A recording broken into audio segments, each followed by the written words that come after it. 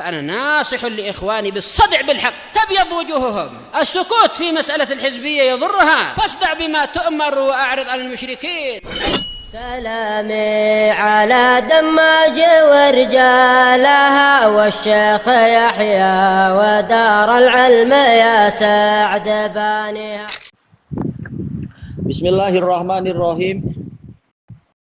Kita di pertengahan muka surat 62 dari Tawdihul Ahkam. Qala rahimahullahu ta'ala al-qaidatu sabi'ah, kaidah yang ketujuh. Al-mar'u mu'akhadun bi iqrarih. Seseorang akan dihukum sesuai dengan pengakuannya. Ya, ini hukum zahir. Kalau mengakui dia misalkan berhutang, ya sudah, ini sebagai bayinah. Kecuali kalau ada qarinah yang kuat menunjukkan dia dipaksa orang atau dia ternyata mengaku itu untuk melindungi anaknya atau melindungi temannya, dan ada qarinah yang jelas istilahnya. Tapi hukum asalnya kalau tidak ada qarinah yang lebih kuat, maka pengakuan itu sebagai bayinah, sebagaimana yang dijelaskan oleh Ibnu Qudamah dalam Asy-Syarhul Kabir. Ibnu Qudamah ini yang melengkapi itu ya, syarahnya Ibnu Qudamah yang pakcik. Ini Ibnu Qudamah yang anak buah. Sering kitab Al-Mughni itu bawahnya ada catatan kaki, yaitu seringkali itu yang dikatakan Syarhul Kabir. Sama-sama Ibnu Qudamah, tapi ini keponakannya. Anda lihat di lafadznya, di pembahasan yang sama, Ibnu Qudamah tidak terang-terangan mengatakan begitu, tapi kalam yang jelas disebutkan oleh oleh anak buahnya tadi, oleh keponakannya, bahwasanya ikrar itu adalah bayinah juga. Dan dalilnya ma'ruf, hadis Umar bin Khattab, bahwasanya seseorang tidak boleh dituduh berzina kecuali ada 4 saksi atau ikrar atau ada al-habl, yaitu kehamilan. Ini hukum secara mudahnya ya, jelas perlu diperinci. Al-makna lughawi al-iqrar min qarra syai' idza sabata, ya qarra yaitu menetap, sabata fi makanih tetap di posisinya. Terkadang qarra artinya sejuk, qurratu ain kesejukan mata, kesejukan jiwa. Yaumul qar hari-hari menetap di Mina. Kemudian ya ada beberapa makna ya qar. Kemudian wa ta'riful iqrari syar'an, definisi pengakuan secara syariat, ikhbarun an subuti haqqin lil ghair ala nafsih, pengkhabaran tentang pastinya hak orang lain terhadap dirinya sendiri. Diri siapa? Diri orang yang mengkhabarkan. Seseorang mengakui, iya memang saya berhutang, ya sudah, berarti dihukumi dia berhutang, memang dia sudah mengaku. Dan ini yang ma'ruf kan di seluruh dunia, kalau yang tertuduh sudah mengaku, biasanya apa? Ya sudah, ini sebagai apa? Bayinah, dia sudah mengaku. Baik.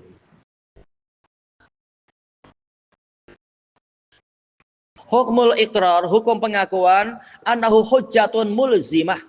Dia adalah argumentasi yang mewajibkan, alaman aqar, mewajibkan terhadap orang yang mengakui. Sudah mengaku ya sudah. Walaupun ini kalau di dalam pembahasan mustalah ada khilaf yang agak panjang. Ketika dibahas oleh Imam Abu Amr ibnu Shalah tentang bagaimana kita tahu suatu hadis itu palsu. Nah, di antaranya adalah penelitian. Memang terbukti rawinya sangat lemah atau sangat dusta sehingga hadisnya dihukumi palsu. Atau cara lain adalah pengakuan si pembuatnya bahwasanya dia yang memalsukan, ya rahmukallah. Cuma sebagian pensyarah mengatakan, bukankah mungkin saja ketika dia mengaku dia dusta, dia pendusta, mungkin saja pengakuannya juga dusta. Nah, ini dibahas oleh Al-Hafidh, masalah mungkin, tapi hukum secara zahir dia mengaku sudahlah. Untuk apa kita pening-pening? Mengaku bersalah sudah. Jangan karena engkau pendusta maka pengakuanmu dirimu dusta adalah dusta. Lalu bila selesai kalau macam itu? Baik, maka hukum zahir dia mengaku dalam keadaan tidak mabuk, tidak ada yang memaksa, maka sudah hukum zahir dia sudah mengaku sudah. Berarti itu jadi bayinah. Qal wa man ya'ti ala tariqih. Iqrar adalah hujjah yang mewajibkan terhadap orang yang mengakui itu dan terhadap orang yang datang antorikih dari jalur orang itu. Tidak tahu ya contohnya macam apa ya, dari jalur orang itu. Seandainya diberi contoh ya dari kalam semacam ini. Tapi paling tak kalam pertama jelas pengakuan dari pelakunya. Wa min adillatil qaidah, termasuk dari dalil kaidah ini, qauluhu ta'ala wal yumlil ladzi 'alaihil haq. Hendaknya orang yang memikul hak ini alaihi, jadi saya yang berhutang, hak seringkali terkait dengan hutang karena ayat ini ayat hutang kan, memang ayat udain, yaitu orang yang alaihil haq, dia memikul hutang, yumlil, hendaknya dia mengimla, yaitu menyampaikan kepada juru tulisnya, saya berhutang begini, seperti yang dijelaskan oleh Ibnu Katsir. Wal yattaqillaha rabbah, hendaknya dia bertakwa kepada Allah Rabbnya. Kalau emang hutang 1000, bilang 1000, jangan bilang hutang 800. Wala yabkhas minhu syai'a, janganlah dia mengurangi dari hak tadi, hutang tadi sedikit pun. Menunjukkan pengakuan dia yang tertulis itu sebagai bayinah untuk dipegang oleh si pemilik apa istilahnya? Pemilik hutang kah? Yang pemilik duitnya. Dipanggil pemilik hutang atau apa? Pemberi hutang. Pemberi hutang. Nah, itu lebih sesuai ya, pemberi hutang. Nah, kalau pemberi hutang sudah pegang surat itu, maka ini sudah sah sebagai bayinah. Orangnya sudah mengakui ini tulisan dia atau ada cap dia misalkan atau semacam itu. Kecuali kalau ada qarinah yang lain, pembahasannya jadi lain. Harus ada kopi sih. Apa? Harus ada kopi. Nah, itu lebih baik masing-masing pihak pegang. Bagusnya 3. Yang memberi hutang, yang berhutang, dan saksi. Ada saksi. Atau paling tak juru tulisnya juga. Jadi sekarang sudah biasa ya, para peguam penulis-penulis itu, mereka juga ada data. Agar tidak ada persengketaan. Untuk meminimalkan persengketaan. Jadi ada 3 salinan. Kemudian wajah fi ba'dil ahadits la udhra liman aqar. Tak tahu saya atau tidak. Tidak ada uzur untuk orang yang sudah mengaku. Wal hadis wa illam yu'lam lahu asal. Hadis ini walaupun tidak diketahui sanadnya, illa annahu sahihul makna. Iya, maknanya jelas betul. Walaupun prakteknya ya perlu dilihat beberapa sudut pandang atau beberapa parameter. Karena ada pembahasan panjang. Orang yang sudah mengaku kemudian dia menarik diri, boleh tidak? Yang betul boleh. Sebagaimana hadis muttafaqun alaih tentang Ma'is bin Malik itu.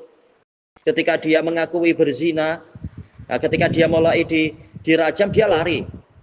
Kemudian dikejar oleh para sahabat sampai akhirnya berhenti dan dirajam sampai mati. Kemudian Nabi menanyakan, kenapa kalian tidak melepaskan dia tatkala dia lari? Karena apa? Larinya dia menunjukkan dia mengundurkan diri dari pengakuan. Selama tidak ada bayinah yang lain, maka dia boleh membatalkannya, masalah dusta di sisi Allah. Tapi kalau orangnya menarik diri dari pengakuan, kita tak ada bayinah yang lain, diterima itu. Masalah dosa urusan lain ya, dia dosa-dosa, sumpah palsu misalkan atau apa. Tapi hakim sesuai dengan dohirnya, kalau orangnya rujuk dari pengakuan, diterima rujuknya dia. Kalau tidak ada bayinah yang lain dan semacamnya. Makanya hadis ini memang di berbagai kitab fikih tidak dipopulerkan karena memang akan menimbulkan keanehan. Tapi paling tidak, yaitu pengakuan memang bayinah. Pengakuan adalah bayinah. Cuma kalau dia mundur dari pengakuan, tak boleh malah dikejar lagi. Sementara kita tidak ada bayinah yang lain yang menunjukkan dia bersalah. Dia mencabut persaksian misalkan atau mencabut pengakuan. Masalah dosa itu dia dengan Allah. Dalil akli huwa rujhanu sidqil muqirri ala kadzibih. Secara akal kita akan memenangkan kejujuran orang yang mengaku daripada kita mengatakan dia dusta. Karena karakter manusia adalah asyuh, yaitu sangat kedekut, sangat pelit terhadap harta sendiri, pelit terhadap kehormatan. Takkan dia suka hati mengaku saya hutang pada si fulan. Tapi kalau dia mengaku, berarti memang jujur, kita hukumi jujur sampai dia rela mengaku. Kecuali kalau perkaranya tidak rugi, masalah mengaku itu boleh jadi tidak diterima. Saya cinta pada dia, terserah kita terima atau tidak, bukan urusan kita. Tapi kalau mengaku terhadap suatu beban, hukum asalnya diterima.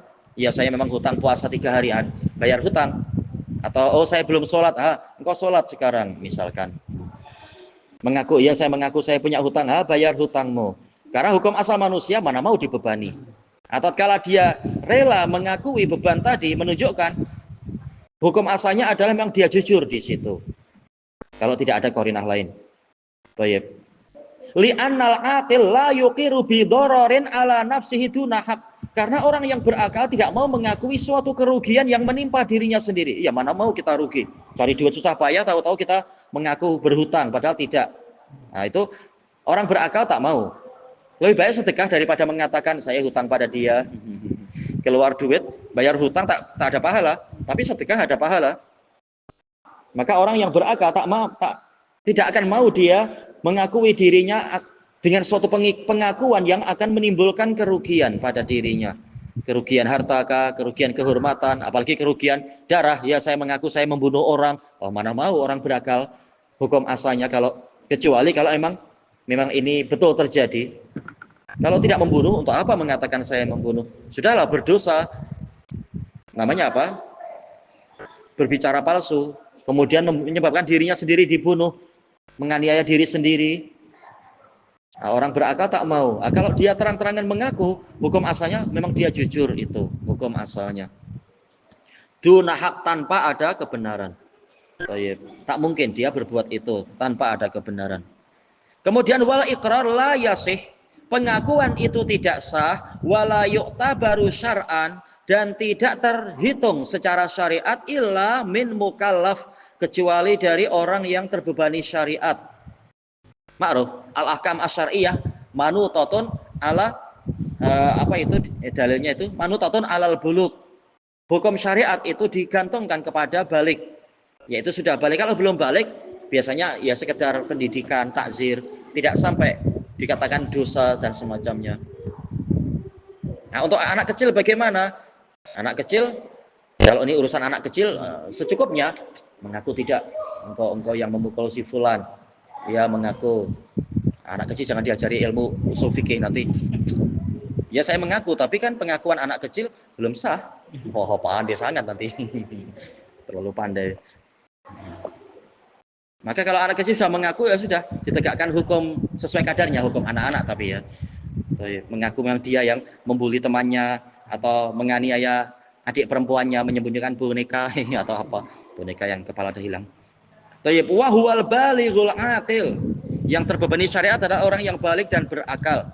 Fa iqraru shaghiri wal majnun la yasih. Pengakuan anak kecil dan pengakuan orang yang gila itu tidak sah. Sekali lagi pembahasannya pengakuan apa? Pengakuan terhadap sesuatu yang berpotensi merugikan diri sendiri. Tapi kalau berpotensi untuk merugikan orang lain, nah ini tak boleh, harus ada bayinah. Seperti apa? Oh saya mengaku memang dia hutang pada saya. Ini di luar pembahasan. Itu bukan mengaku, tapi dikatakan apa? Mudda'i, menuntut. Saya mengaku saya adalah istri wanita tercantik di sini. Wah ini malah menguntungkan diri sendiri. Ini di luar pembahasan. Itu namanya iddia, yaitu tuntutan atau dakwaan. Perempuannya mana mau untuk didakwakan macam itu, kecuali memang ada bayinah. Maka yang dimaksud ikrar di sini ikrar terhadap hak yang wajib dia pikul, yang berpotensi menimbulkan kerugian dan beban pada diri sendiri. Ini pembahasan secara umum aja ya. Tak boleh dibahas panjang lebar. Bukankah ketika saya mengakui saya suami dia, saya punya beban untuk menafkahi dia?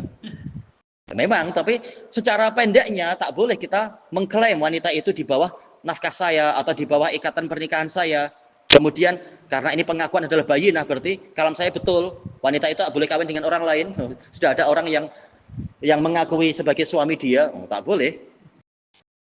Ini hukum dilihat dari secara mudahnya, tidak sampai terlalu berdalam-dalam macam itu. Hukum masalah ikrar itu. Karena kalau sampai mengikat orang lain itu tidak dinamakan ikrar, tapi iddia atau dakwah, yaitu dakwaan, klaim, bukan mengakui beban diri sendiri. Qal wala yuqbalu ruju'ul muqirri bi huquqil adamiyin. Tidak diterima rujuknya orang yang mengaku terhadap hak orang lain. Nah, ini jayid dibatasi. Adapun kalau hak Allah, ini memang betul hak Allah, boleh. Karena hukum Allah itu dibina di atas pemaafan. Sementara hukum manusia dibina di atas apa? Asyuh, yaitu masing-masing ingin menarik keuntungan diri sendiri. Untuk hak Allah, Allah mudah memaafkan. Kenapa untuk hak manusia tak boleh rujuk setelah mengakui memang saya misalkan apa?